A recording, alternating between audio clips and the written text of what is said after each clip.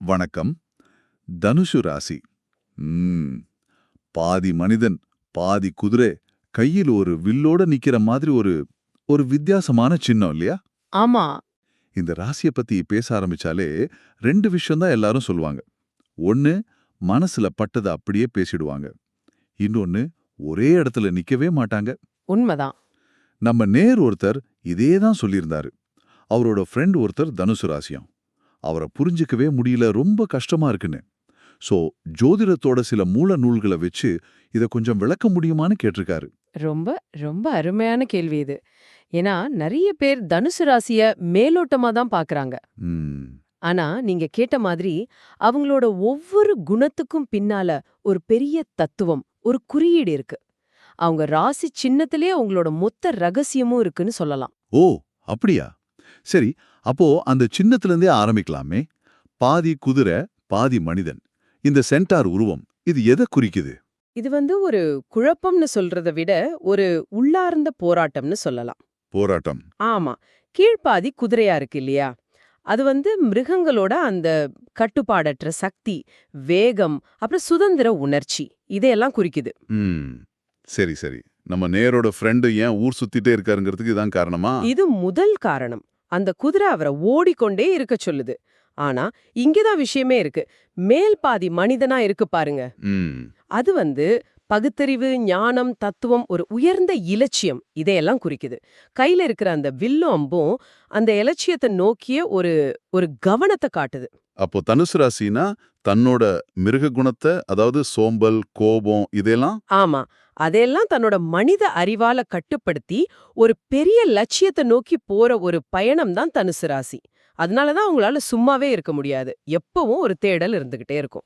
இது கேட்கவே ரொம்ப சுவாரஸ்யமா இருக்கு. அதாவது விலங்கோட சக்தி எடுத்துக்கிட்டு மனுஷனோட அறிவை வச்சு அதை ஒரு இலக்கு நோக்கி செலுத்துறாங்க.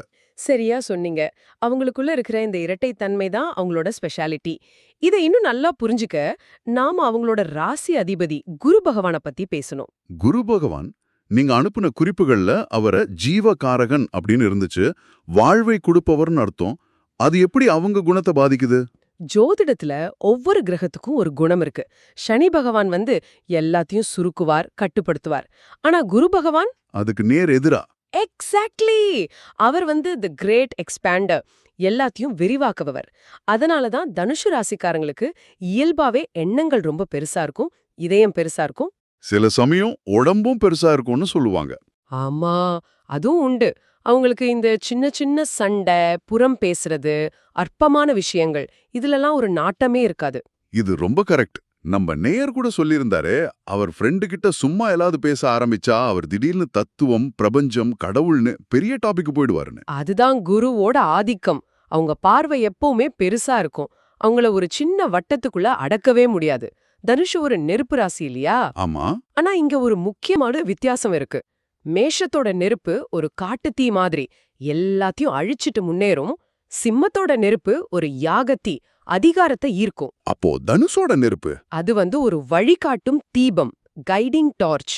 மத்தவங்களுக்கு ஞானத்தையும் சரியான பாதையையும் காட்டுறதுக்காக எரியற ஒரு புனிதமான நெருப்பு. அதனாலதான் அவங்கள நிறைய பேர் நல்ல டீச்சர்ஸா, கைடா இருப்பாங்க. வாவ். சரி, அப்போ அந்த ராசிக்குள்ள இருக்கிற நட்சத்திரங்களை பத்தி பாப்போம். மூலம், போராடம், உத்தராடம். மூல நட்சத்திரத்தை பத்தி வெளியே ஒரு பயம் இருக்குது. ஆண் மூலம் அரசாலும், பெண் மூலம் நிர்மூலம்னு எல்லாம். அது அது முற்றிலும் தவறா புரிஞ்சுக்கிட்ட ஒரு விஷயம். மூலம்னா என்ன அர்த்தம்? வேர், த ரூட். வேர். ஆமா.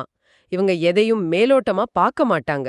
ஒரு பிரச்சனைன்னா அதோட மூல காரணம் என்னன்னு தோண்டி எடுக்கிற வரைக்கும் விடவே மாட்டாங்க. அவங்களோட தெய்வம் நிருதி, அழிக்கும் தெய்வம்னு சொல்லுவாங்க. ஆனா எதை அழிக்கும்? எதை? பொய்ய, அநீதிய அழிச்சு உண்மைய நிலைநாட்டும். ஒரு மூல நட்சத்திர டாக்டர் கிட்ட போனீங்கன்னா அவர் தலைவலிக்கு மாத்திரை தரமாட்டார்.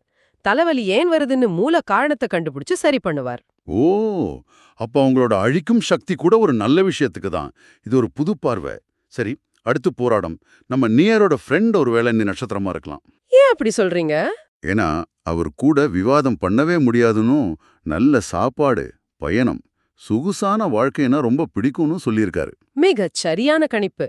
பூராடம் நட்சத்திரத்தோட சின்னம் விசிறி. தெய்வம் அபஹ అంటే நீர்க்கடவுள். இவங்கள வாதத்துல ஜெயிக்கிறது ரொம்ப கஷ்டம். தண்ணி மாதிரியா? ஆமா, தண்ணி பார்க்க மென்மையா இருந்தாலும் பாறையும் அறுத்துடும் இல்லையா? அது மாதிரி தான். அவங்க பேச்சுல இயல்பாவே ஒரு கவர்ச்சி இருக்கும். அந்த நீரோட குணம் இருக்கிறதால அவங்களுக்கு வாழ்க்கையில ஒரு ஓட்டம், அதாவது பயணம், செழிப்பு இதெல்லாம் ரொம்ப பிடிக்கும். உத்திராடம் பத்தி சொல்லுங்க. அதோட சின்னம் யானை தந்தம்னு படிச்சிருக்கேன். ஆமா, உத்திராடத்தோட முதல் பாதம் தனுசுலயும் மத்த 3 பாதம் மகரத்திலயும் வரும். அதனால இவங்க கிட்ட தனுசோட தத்துவமும் மகரத்தோட உழைப்பும் கலந்திருக்கும். யானை தந்தம் மாதிரி ரொம்ப நேர்மையானவங்க. வெற்றி கொஞ்சம் லேட்டா கிடைக்கும், ஆனா நிச்சயம் கிடைக்கும். தர்மத்தை மீறவே மாட்டாங்க. சூப்பர். இப்ப நம்ம நேயர் கேட்ட அந்த முக்கியமான கேள்விக்கு வருவோம். அந்த பட்டன பேசும் குணம் அது ஏன் வருது? மத்தவங்கள காயப்படுத்தணும்னு வர்றதா? இல்லவே இல்ல. காயப்படுத்தணும் நோக்கமே கிடையாது. அவங்களோட நாக்கு அவங்க கையில இருக்கிற அம்பு மாதிரி. அம்பு மாதிரியா? ஆமா, வில்லேர்ந்து புறப்பட்ட அம்பு எப்படி நேரா போய் இலக்கை தாக்குதோ அதே மாதிரி அவங்க வார்த்தைகள் உண்மையை நேரா பேசும். அவங்களுக்கு பொய் சொல்லவோ நடிக்கவோ வராது. இதுதானே உண்மை, இத சொல்ல எதுக்கு தயங்கணும்னு தான் யோப்பாங்க. அந்த உண்மையோட கூர்மைதான் மத்தவங்கள சில சமயம் காயப்படுத்திடுது. அப்போ இதை எப்படி ஹேண்டில் பண்றது? நம்ம நேர் அவர் ஃப்ரெண்டோட பேச்சால காயப்படும் போது என்ன செய்யணும்? அவங்க நோக்கம் நம்மள காயப்படுத்துறது இல்ல, உண்மைய சொல்றதுதான்னு முதல்ல புரிஞ்சுக்கணும். அவங்க வார்த்தைகளை பர்சனலா எடுத்துக்காம அதுல இருக்கிற மெசேஜ மட்டும் எடுத்துக்கிட்டா அது நமக்கு ரொம்ப ஹெல்ப்ஃபுல்லா இருக்கும். அவங்க ஒரு கண்ணாடி மாதிரி. கண்ணாடி மாதிரியா? ஆமா, நம்ம கிட்ட இருக்கிற குறைய உள்ளது உள்ளபடி காட்டுவாங்க. கஷ்டமா இருந்தாலும் நம்மள நாம திருத்திக்க அது ஒரு வாய்ப்பு இல்லையா? சரி. இப்போ வில் அம்புன்னு பேசும்போது மகாபாரதத்துல வர்ற ஒரு காட்சி ஞாபகத்துக்கு வருது. துரோணர் வச்ச அந்த பரீட்சை. மிக சரியான உதாரணம். தனுசு ராசியோட உச்சகட்ட சக்திய விளக்க அந்த கதை ரொம்ப முக்கியம். துரோணர் மரத்துல இருக்கிற பறவைய குறிவைக்க சொன்னப்போ எல்லாரும் மரம் தெரியுது, இலை தெரியுதுன்னு சொன்னாங்க. ஆனா அர்ஜுனன் மட்டும் எனக்கு பறவையின் கண் மட்டும்தான் தெரியுதுன்னு சொன்னான். அதுதான் அந்த ஏகாக்கிர சித்தம், அதாவது ஒற்றை குறிக்கோள். அதுதான் தனுசு. அவங்க ஒரு லட்சியத்தை முடிவு பண்ணிட்டா பசி, தூக்கம், சொந்த பந்தம் சுத்தி என்ன நடக்குதுன்னு எதுவுமே கண்ணுக்கு தெரியாது. அந்த இலக்க அடையிற வரைக்கும் அவங்க கவனம் சிதறவே சிதறாது. இதுதான் அவங்களோட மிகப்பெரிய பலம். ஆனா இதுவே பலவீனமாகவும் மாறுமா? எப்படி? அந்த இலக்க நோக்கி போற வேகத்துல தன்னை நேசிக்கிறவங்கள, சுத்தி இருக்கிறவங்களோட உணர்வுகளை கவனிக்க மறந்துடுவாங்க. நம்ம நேர் சொன்ன மாதிரி ஒரு வேலையில மூழ்கிட்டா போன் கூட எடுக்க மாட்டாங்க. அது வேணும்னே செய்யறதில்ல. அந்த நேரத்துல அந்த வேலைய தவிர வேற எதுவும் அவங்க உலகத்துல இருக்காது. அதனால கூட இருக்கிறவங்க தங்களை கண்டுக்கலையோன்னு ஃபீல் பண்ண வாய்ப்பு இருக்கு. இது ஒரு முழுமையான சித்திரத்தை கொடுக்குது. சரி, ஹெல்த் அப்புறம் ப்ரொஃபஷன் இது சம்பந்தமா மூல நூல்கள் என்ன சொல்லுது? காலபுருஷ தத்துவப்படி தனுஷு ராசி நம்ம உடம்புல இடுப்பு, தொடைகள் பகுதியை குறிக்குது. அதனால அவங்களுக்கு வயசான காலத்துல இடுப்பு வலி, சயாட்டிக்கா மாதிரி பிரச்சனைகள் வர வாய்ப்பு இருக்கு. ஓ. அப்புறம் அதிபதி குருங்கிறதால சாப்பாட்டுல பிரியம் ஜாஸ்தி இருக்கும். குரு கல்லீரல குறிக்கிற கிரகம். சோ உடல் எடை, லிவர் சம்பந்தப்பட்ட விஷயங்கள்ல கொஞ்சம் கவனமா இருக்கணும். ப்ரொஃபஷன்.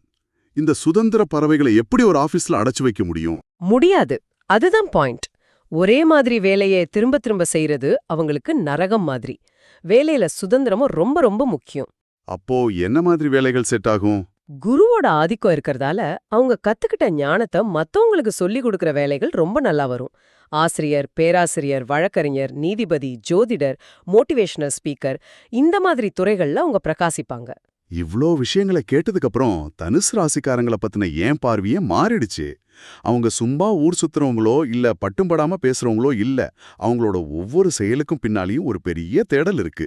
ஆமா, சுருக்கமா சொல்லணும்னா தனுசு தர்மத்தோட ராசி. இந்த உலகத்துல தப்பு நடக்கும்போது சத்தியம்ங்கிற விளக்க ஏந்திக்கிட்டு வர்றவங்க அவங்க. வாழ்க்கைங்கிறது சும்மா சாப்பிட்டு தூங்குறதுக்கு இல்ல, அதுக்கு ஒரு உயர்ந்த நோக்கம் இருக்குன்னு நமக்கு ஞாபகப்படுத்திட்டே இருப்பாங்க. நம்ம நேயருக்கு அவரோட ஃப்ரெண்ட புரிஞ்சுக்க இது கண்டிப்பா உதவும்னு நம்புறேன். கடைசியா அவருக்காக நீங்க என்ன சொல்ல விரும்புறீங்க? ஒரு வில்லுல இருக்கிற அம்பு வில்லுலயே இருந்தா அதுக்கு அர்த்தமே இல்ல. அது இலக்கை துளைக்கும் போதுதான் அதோட சக்தி தெரியும். தனுசு ராசிக்காரங்களும் அப்படிதான். அவங்களோட திறமைக்கு, ஞானத்துக்கும் ஒரு களம் வேணும். இல்லனா அந்த சக்தி அவங்களுக்குள்ளேயே தேங்கி ஒரு விரக்தியா மாறிடும். அப்போ ஒரு நல்ல ஃப்ரெண்டா நம்ம நேயர் என்ன செய்யணும்? அடுத்த தடவை உங்க ஃப்ரெண்ட் நேரா பேசினாலோ இல்ல அடுத்த பயணத்துக்கு ரெடி ஆனாலும் அது ஒரு குறையா பார்க்காதீங்க. அவரோட அம்பு ஒரு இலக்கை தேடி பறக்க துடிக்குதுன்னு புரிஞ்சுக்கோங்க. ஒரு நல்ல ஃப்ரெண்டா அவரோட வில்ல பிடிச்சு இழுக்காம அவரோட இலக்கு எதுன்னு சரியா பார்க்க நீங்க ஹெல்ப் பண்ணுங்க. அதுதான் நீங்க அவருக்கு செய்யற மிகப்பெரிய உதவி. ரொம்ப ஆழமான ஒரு பார்வை. தனுசு ராசியோட வில்லும் அம்பும் ஒரு இலக்கை தேடுது. சரி, ஆனா அந்த இலக்கை அடைஞ்சதுக்கு அப்புறம் இல்ல அந்த இலக்கே இல்லாம போனா அந்த அம்போர பயணம் எங்கே போகும்? அந்த சக்தி எப்படி மாறும்? இது நீங்களும் உங்க நண்பரின் பயணத்தை கவனிக்கும்போது யோசிக்க வேண்டிய ஒரு கேள்வி.